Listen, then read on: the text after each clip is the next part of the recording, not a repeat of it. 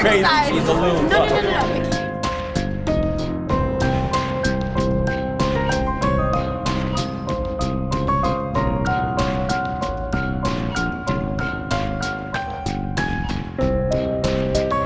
Yes, indie filmmaker, 100% indie. From the Midwest, Chicago, you're at Days of the Dead today.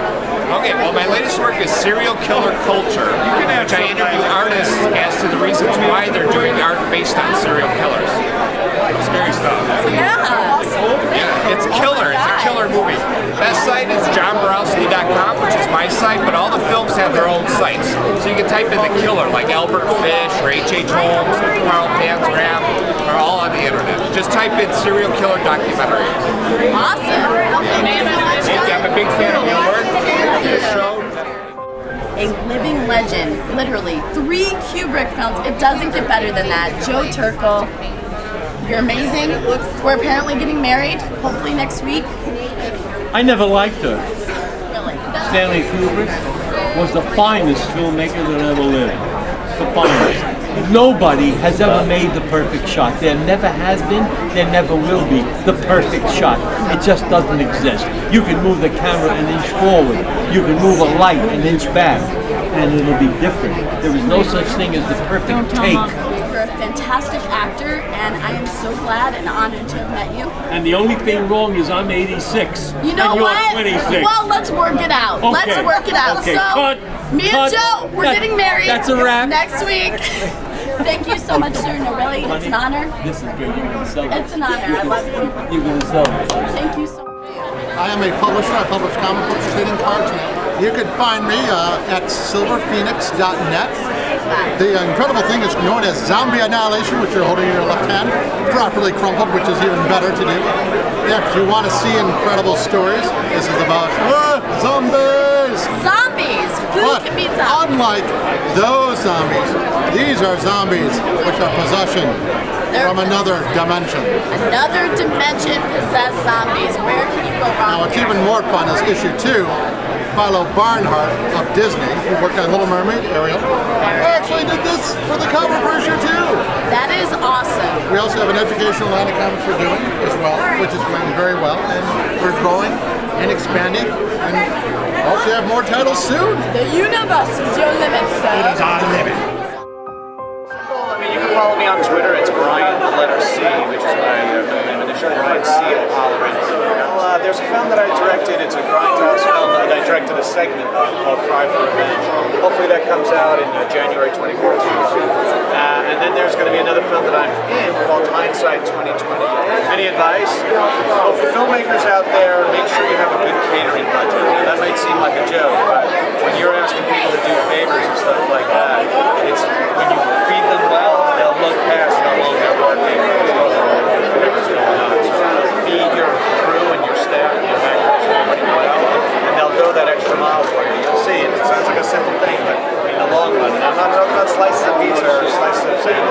Like get someone to donate one weekend to do lasagna or really good type of chicken or something like that. And if you rotate it so that not one person is catering all the time, you get those favors out of people like that. It makes the project that more easier to bear because you know that at the end of the day you're going to get some pizza. As you can tell, I eat well. I guess you can stalk me on JAYMEWES, which is at JMews on Twitter. Right now I'm actually out in North Carolina with Kevin, shooting behind the scenes for Tough, which is Kevin's movie he's directing right now. Very cool. Very well. It's good. Justin Long and Michael Parks is in it. Both fantastic. And it's good. And I flew here to do this. I'm really curious what kind of camera that is. It's very nice. So now you can change the lenses out. Is that yours? No, that was his. Yes, he has a very sexy Have you watched it? No, not yet. I will sign up though. Is there a form? You know what? Okay, so when I was a kid, I always loved horror films, and I always had this like panic attack when we played Truth or Dare. Because I was like, "Fuck! What if somebody dares me to stab myself or my friend with a pencil? Where would I stab them? Because I have to do it, right? Because it's a dare. You can't back out." What kind of friends did you have first off? No. And nobody ever dared us to do that. But it always like crossed my mind. And then as I grew up, I was like, that'd make a really fun horror movie. But instead of a pencil, let's use a really sharp knife. I think it's just if you have a good idea, everything else is superfluous. You know, we didn't raise your hand if you were even thinking it like towards the end of the movie, like, my God, they haven't left that room yet. You know, like the trick with doing one of these movies well is you keep the acting so good, the dialogue so real, the story so interesting that you don't realize.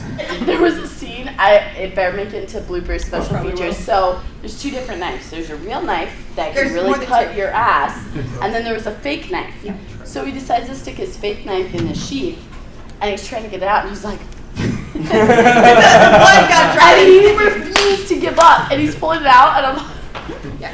Best moment ever. I actually broke character. I'm like, I can't help it. So I want to know, did you add the comic relief just because you know, for lack of better words, the movie was fucked up as it was, and that you wouldn't be able to get by with like the fucked upness without the horror of the comic relief? Actually, no, we didn't think it was funny. You didn't writing. You didn't filming it. It wasn't funny at all. You didn't intend like a comic relief. We actually added in a couple scenes for comic relief that we cut because we weren't as funny. Wow, I was like, I cut a shit ton. I cut like our talk show scene was way funnier. We had a whole green room scene. It was funnier. And when we added these moments in, it just took away from the building. It did. So we actually cut everything that was supposed to be funny out, and you're just laughing because you're really fucking. No, it's so fucking disturbing. Like, who the fuck writes that? This blonde, pretty chick who seems so normal. But I consider it super fun. And best part about this whole film for me was Jess. I met Jess on film production, and we just got along. We were like sisters like this. I have been on numerous sets, and this is the highest production value of any set I've ever been on. And this has one of, in my opinion, one of the lowest budgets of people who spend all this money on the stupid bullshit. She made it happen, and at the end of the day, like, this girl works 24/7.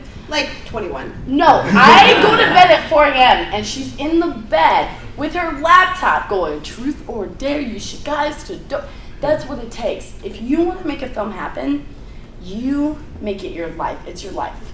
And if it's not your life, it's not gonna happen. So you can go to the website, truthordarethemovie.com. You can pre-order it. $25. We'll send you a signed 8x10 and a signed DVD. Once the festival run is over, you're pre-ordering, so it'll be in the summer. That shit fucked me up. But P.S., this was my first time seeing it, and I'm glad to see it with all y'all. Like,